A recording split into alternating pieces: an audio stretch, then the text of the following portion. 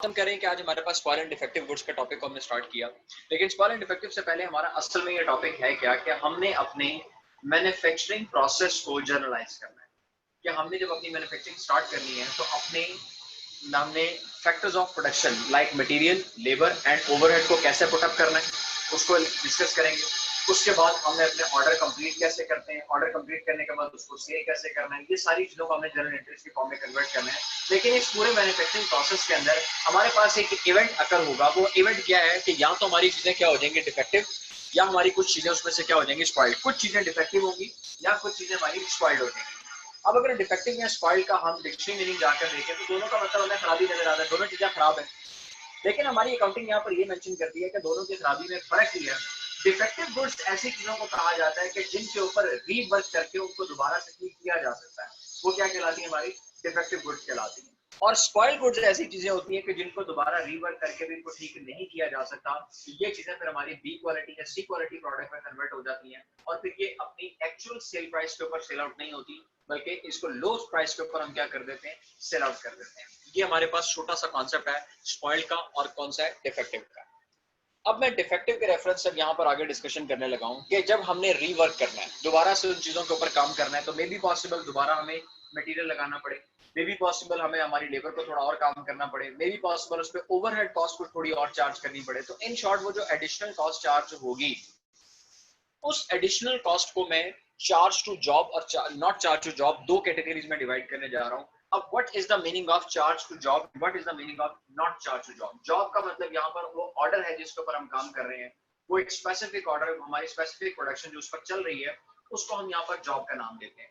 तो आप मुझे बताइए कि जो एक्स्ट्रा पैसे हम लोगों ने चार्ज किए हैं, तो क्या उन पैसों को हमें उस ऑर्डर में ही शामिल करना चाहिए या हमें उन पैसों को ऑर्डर से हटकर एक्स्ट्रा बिजनेस के अदर एक्सपेंसेस में शामिल करना चाहिए। तो यहाँ पर मैं एक छोटी सी एग्जांपल बनाकर आपको दिखाता हूँ कि सपोज करते हैं कि मैं इस वक्त अपने 3 ऑर्डर्स के ऊपर काम कर रहा हूँ, ठीक है जी।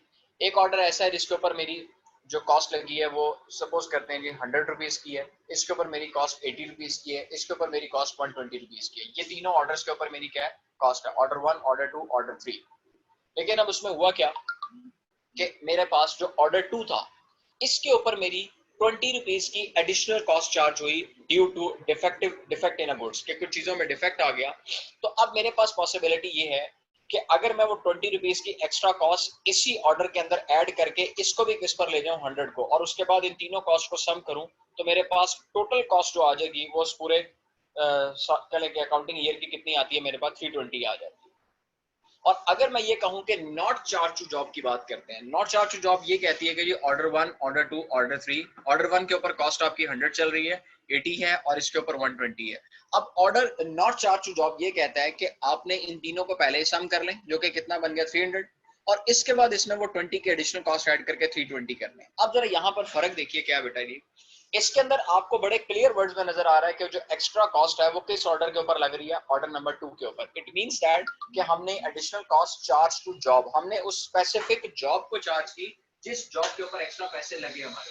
लेकिन यहाँ पर अगर आप देखें तो मैंने यहाँ पर 20 अगर ऐड कर दिया, तो क्या आपको पता चल सकता है कि ये 20 किस ऑर्डर का है, क्या ये ऑर्डर 1 का है, ऑर्डर 2 का, ऑर्डर 3 का है?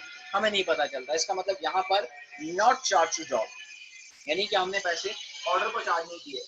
बिजनेस के ऊपर इसका फर्क कोई नहीं आएगा, पैसे बिजनेस ने फेस करना है। यहाँ पर भी टोटल कॉस्ट 320 आ रही है और यहाँ पर भी ऑर्डर कॉस्ट हमारे पास 320 ही आ रही है। लेकिन सिर्फ डिफरेंस यहाँ पर ये क्रिएट होता है कि जहां पर ऑर्डर को पैसे चार्ज किए जा रहे हैं उसको हम चार्ज टू जॉब कहते हैं, और जहां पर नहीं चार्ज किए जा रहे हैं उसको नॉट चार्ज टू जॉब, या इसको हम लोग चार्ज टू एफओएच का नाम भी दे सकते हैं, कि हम इसको बिजनेस के ओवरऑल एफओएच एक्सपेंसेस में इसको हम डाल देते हैं, तो वो हमारी नॉट चार्ज टू जॉब में आती है और ये चार्ज टू जॉब। तो ये है बेटा हमारे पास एक बेसिक कॉन्सेप्ट। हमारे तमाम क्वेश्चन में आगे स्पॉइल एंड डिफेक्टिव में उसने हमसे पूछना ये है कि हमें पूरा प्रोडक्शन प्रोसेस दिया जाएगा, कब से हमारी वर्किंग स्टार्ट हुई है, फिर उसमें बीच में चीजें या तो डिफेक्टिव होंगी या स्पॉइल्ड होगी, और अल्टीमेटली जाकर चीजों को फाइनलाइज करके हमें चीजों को सेल आउट करना है।